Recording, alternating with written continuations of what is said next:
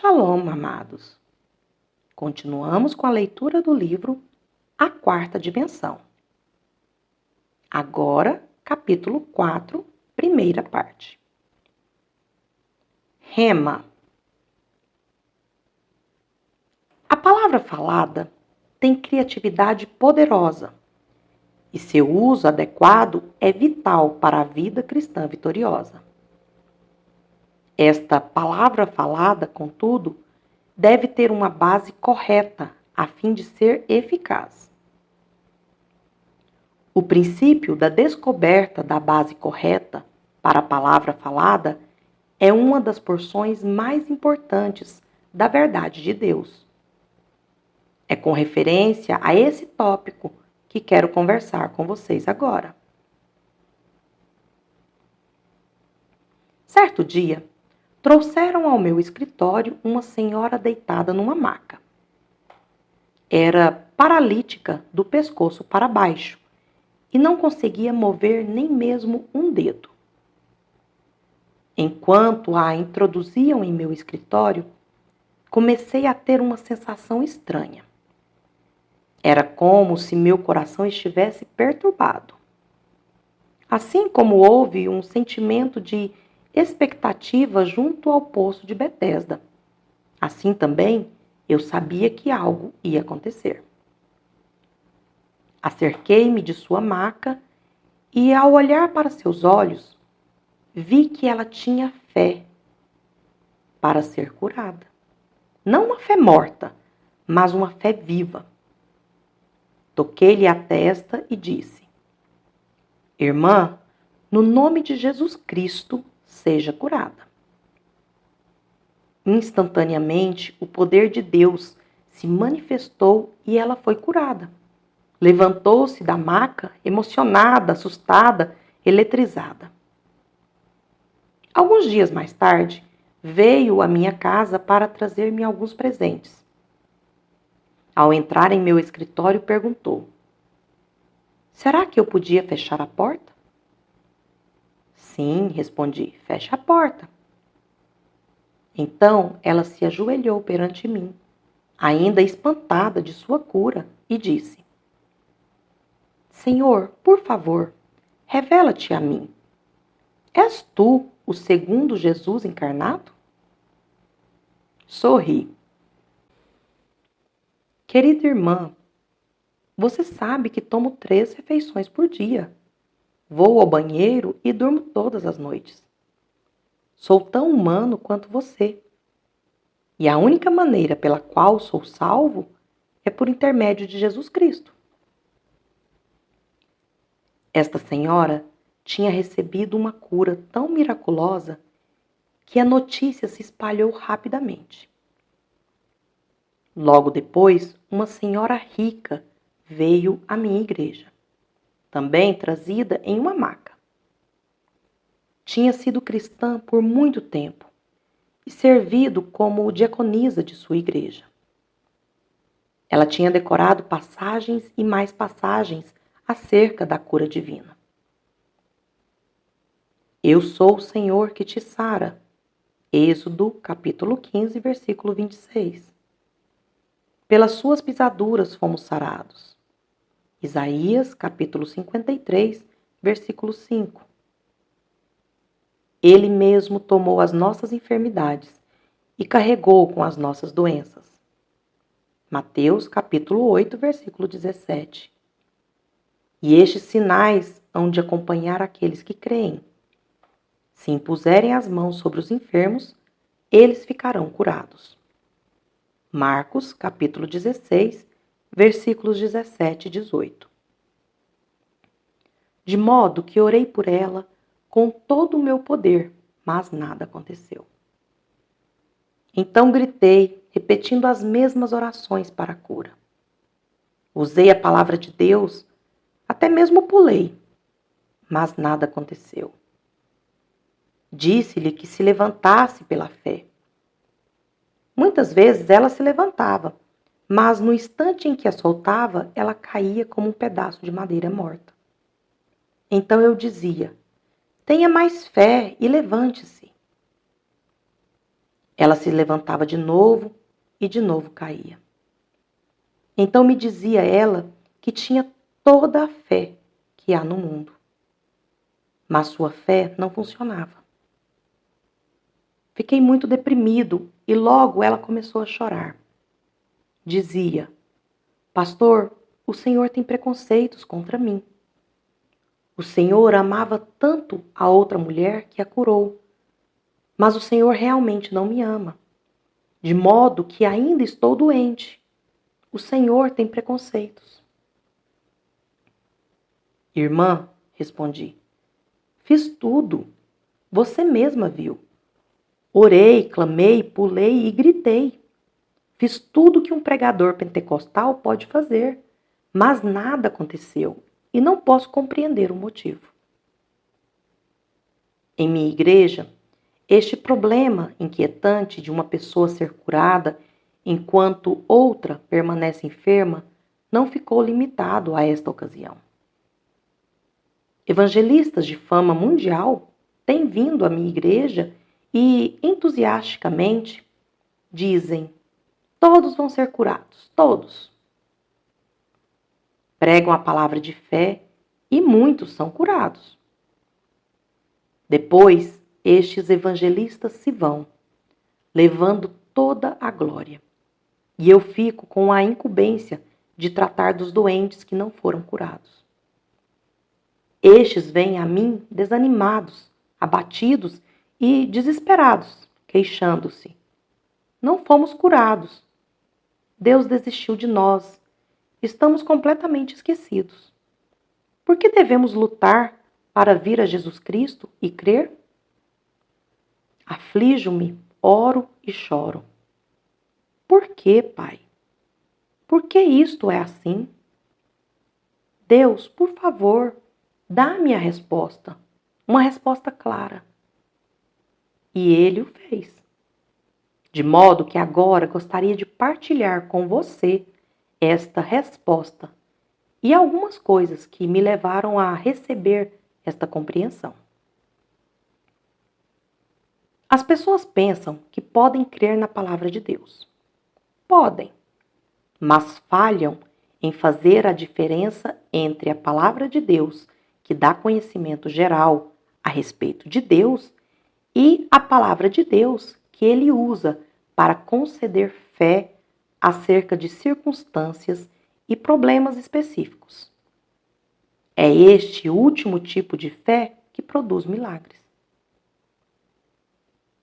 No grego, há duas palavras diferentes para palavra: logos e rema. O mundo foi criado pela palavra logos de Deus.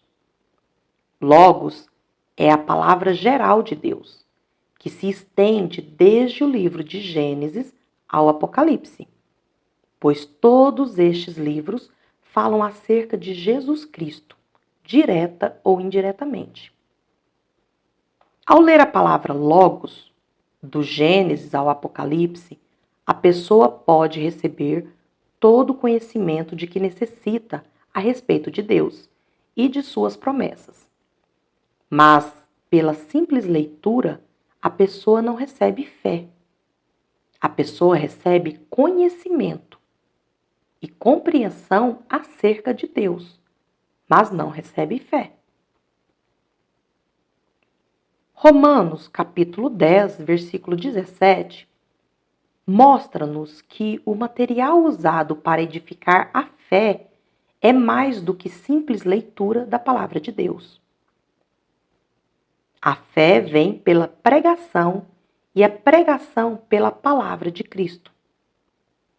Nesta passagem, palavra não é logos, mas rema.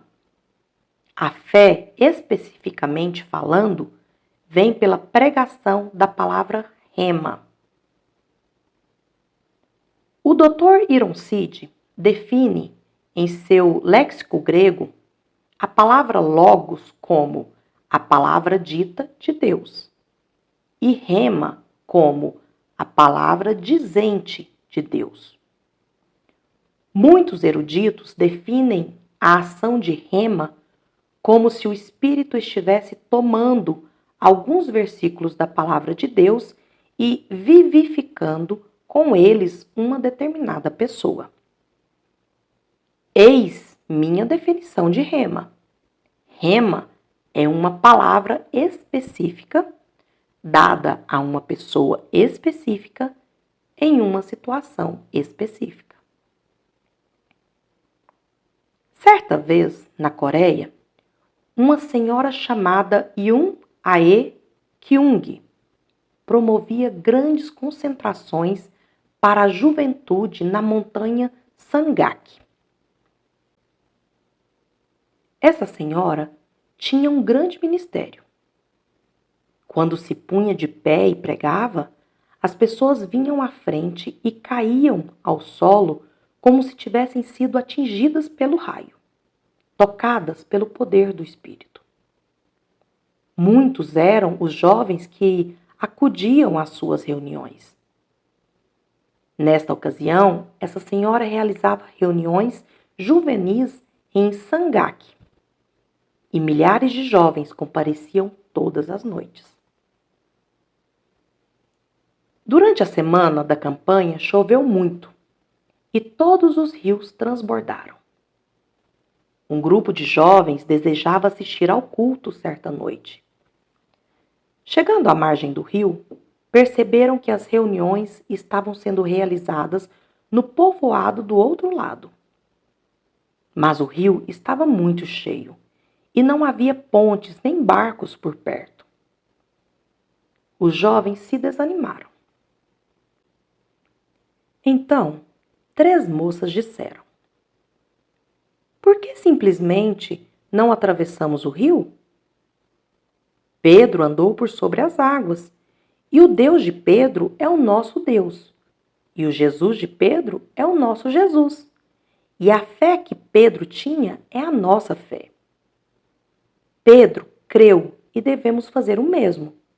Vamos andar por sobre o rio. O rio estava muito cheio e a correnteza era forte. As 3 moças se ajoelharam, deram-se as mãos e citaram a Escritura, mencionando Pedro caminhando por sobre as águas.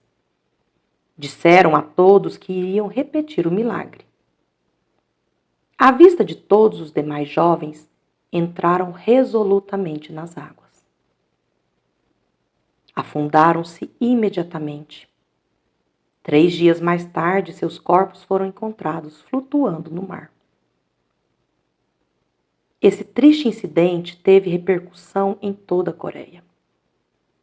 Os jornais não cristãos atacaram a fé. Traziam manchetes como estas: o Deus dos cristãos não pôde salvá-las. Ou então, por que seu Deus não respondeu às orações de fé? Como resultado desta ocorrência, os incrédulos tiveram um dia de triunfo e a igreja cristã experimentou derrota e desapontamento geral. Muitos sentiram-se deprimidos e desalentados e não tinham como responder aos escárnios e acusações. O caso das moças que se afogaram transformou-se em assunto de conversas por toda a Coreia, e muitos cristãos sinceros perderam a fé. Diziam eles: essas moças creram exatamente como nossos ministros têm ensinado. Exerceram sua fé.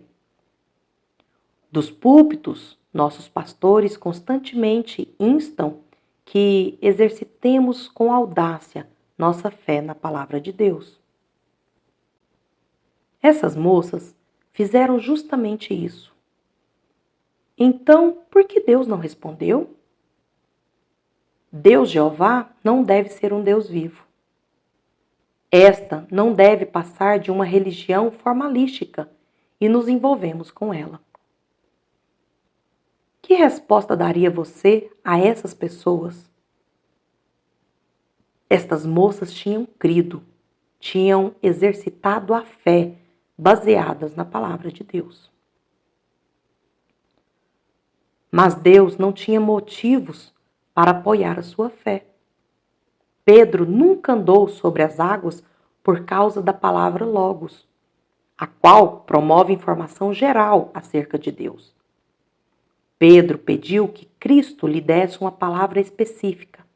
Disse ele: Se és tu, Senhor, manda-me ir ter contigo por sobre as águas.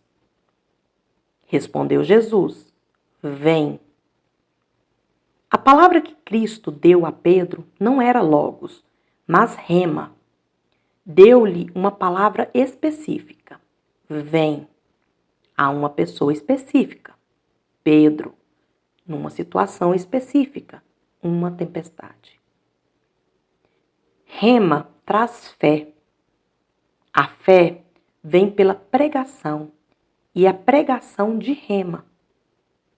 Pedro nunca andou por sobre as águas pelo conhecimento de Deus somente. Pedro tinha rema. Mas essas moças tinham somente logos, conhecimento geral de Deus. E neste caso, a obra de Deus mediante Pedro. O erro foi exercitarem sua fé humana em logos. Deus, portanto, não tinha responsabilidade alguma de apoiar sua fé. E a diferença entre o modo pelo qual estas moças exercitaram sua fé e a maneira de Pedro exercitar a sua é tão grande como a noite do dia. 2 anos atrás, 2 estudantes do Instituto Bíblico falharam completamente em seu primeiro empreendimento ministerial. Os 2 haviam sido meus discípulos. Haviam escutado minhas preleções e, como iam à minha igreja, tinham aprendido alguma coisa a respeito dos princípios da fé. Começaram seu ministério com o que parecia uma grande quantia de fé. Valiam-se de passagens bíblicas como esta: Abre bem a tua boca e eu a encherei.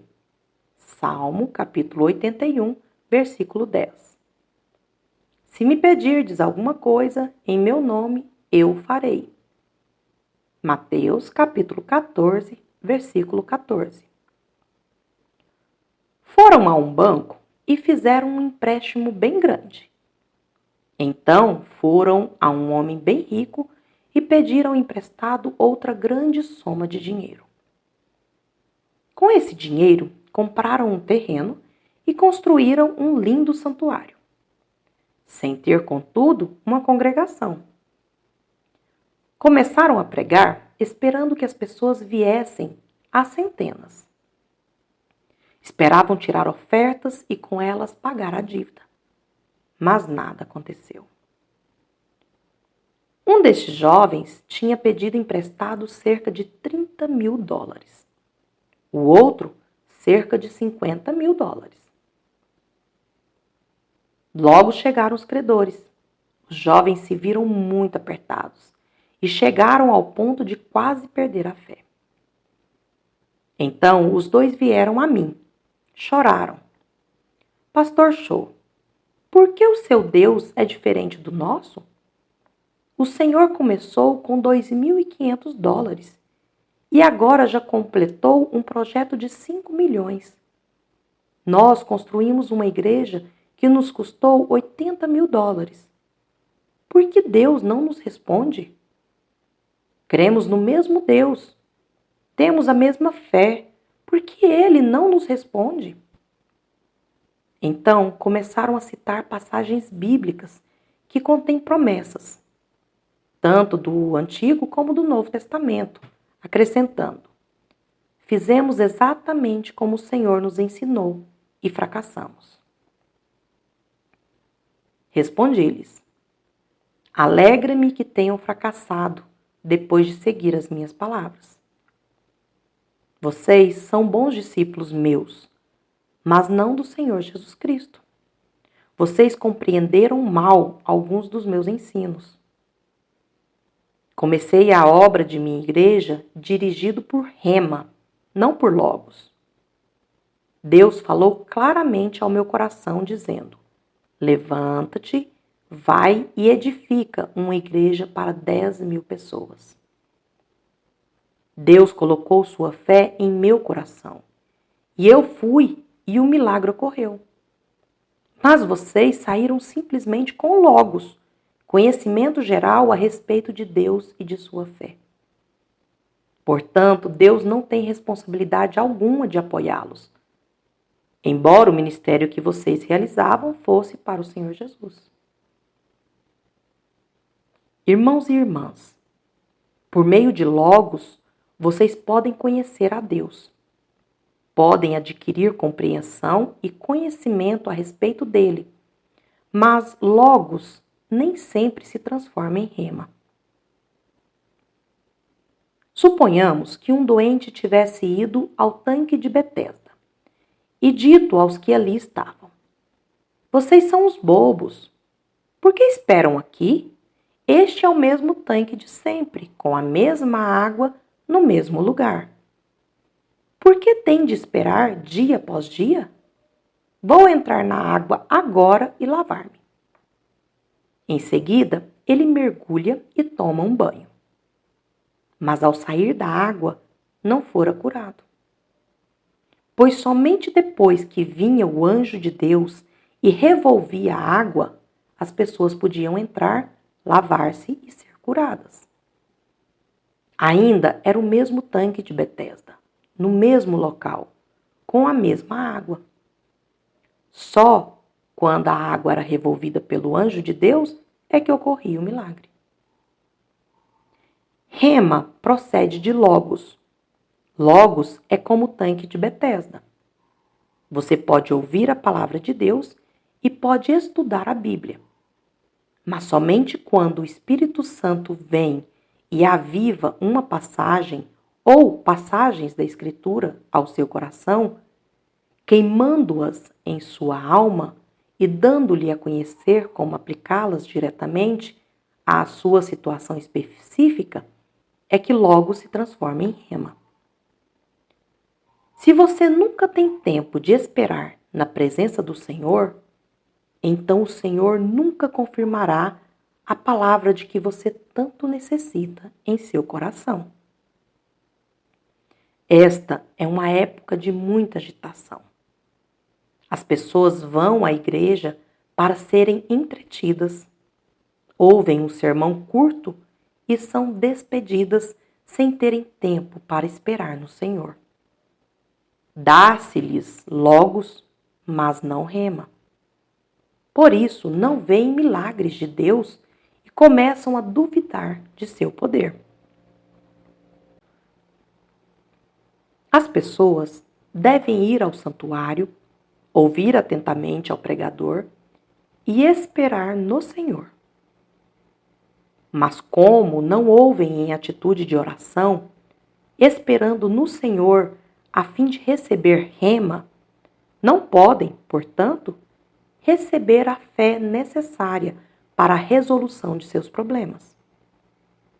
O seu conhecimento da Bíblia aumenta à proporção que seus problemas aumentam. E embora venham à igreja, nada acontece. Por isso, começam a esfriar-se e a perder a fé. Outro problema que sofrem as igrejas desta época é que os ministros andam demasiadamente ocupados. Passam horas e horas fazendo trabalho de eletricista, carpinteiro, porteiro, enfermeiro, ocupados em 100 tarefas diferentes. Quando chega o sábado, tropeçam por aí tentando pensar em alguma palavra logos para pregar na manhã de domingo. Estão cansados a tal ponto que não têm tempo para esperar na presença do Senhor. Não têm tempo de trocar o capim verde em leite branco. Suas congregações comem capim, mas não o leite rico da palavra. Este é um erro muito grande. Os leigos não são inimigos do pastor, são seus amigos. Como fizeram os apóstolos, o ministro deve concentrar-se na oração e no ministério da palavra, delegando qualquer outro trabalho aos seus leigos, anciãos, diáconos, diaconisas e líderes. Eu sigo esta norma em minha igreja.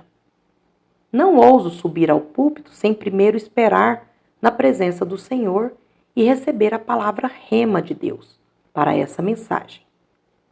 Se não recebo a palavra rema, não vou à plataforma. Às vezes, passo toda a noite de sábado em oração. Durante o dia, oro. Senhor, as pessoas virão com todos os tipos de problemas. Doenças, pressões, problemas familiares, problemas financeiros, todo tipo imaginável de problemas. Virão não somente para receber conhecimento geral a teu respeito, mas também para receber uma solução real a seus problemas. Se eu não lhes der fé viva, rema, então voltarão para suas casas sem terem solucionado nenhum de seus problemas. Necessito de uma mensagem específica para pessoas específicas, num tempo específico. Então, espero até que o Senhor me dê a mensagem. Quando subo ao púlpito, vou marchando como um general, porque sei que a mensagem que vou entregar tem a unção do Espírito Santo. Depois do sermão, as pessoas vêm a mim e dizem: Pastor, o Senhor pregou exatamente a palavra de que eu necessitava. Creio que meu problema será resolvido. Isto acontece porque eu os ajudei a receber rema. Irmãos e irmãs, não estamos edificando na igreja um clube de santos. Estamos lidando com assuntos de vida e de morte. Se o pastor não der rema ao seu povo, então tudo o que lhe resta é um clube religioso superficial. Já temos no mundo clubes sociais como o Rotary, os Kiwanis e outros da mesma natureza. E seus membros também pagam um tipo de dízimo. As igrejas que nós edificamos devem ser lugar onde as pessoas recebem solução da parte de Deus. Recebem e veem milagres em sua vida. E podem conseguir não meramente um conhecimento intelectual de Deus, mas também um conhecimento experimental, real e vivo. Mas para que consigam esse objetivo, é preciso que primeiro o pastor receba rema. Deve-se dar tempo aos cristãos para que esperem na presença do Senhor, a fim de que o Espírito Santo tenha tempo de lidar com eles e inspirá-los por meio das Escrituras. O Espírito Santo pode transformar as passagens bíblicas na palavra dita de Deus e aplicá-las ao coração da pessoa, fazendo com que a palavra dita passe a ser a palavra dizente de Deus. Logos deve transformar-se em rema. Agora, posso dizer-lhe por que muita gente não recebe a cura.